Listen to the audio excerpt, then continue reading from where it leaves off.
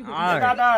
ए दादा हाँ, का अरे आया यार ले भैया का अरे देखो तो काव आया का यार ले हो काव आया बताओ यार हमका का तई खोलो तई बचा खोल का आया यार ये तो रसगुल्ला ही हो तुम्हारे खातिर आवा है काहे खातिर ले हमारे दिल्ली से दिल्ली से तुम्हारी गर्लफ्रेंड भेजी है और ये यार है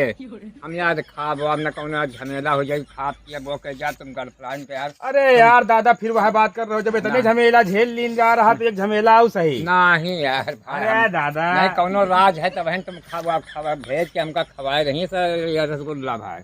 कोई राज है नहीं अरे कोई- खाओ आज मैं रात देखा जाए तब लियो यार झमे भर दे पूरा अरे पकड़ो पकड़ो गा कैसा लगा बड़ा अच्छा लाग मगर खा तो ले थे जौन हो दिया खा जाए फिर अरे खाए रहो हाँ हाँ मजा आ रही कि नहीं हम्म। फुल मीठ मीठ है खट्टा खूब मीठ है यार कब आया हैं? कब आया रसगुल्ला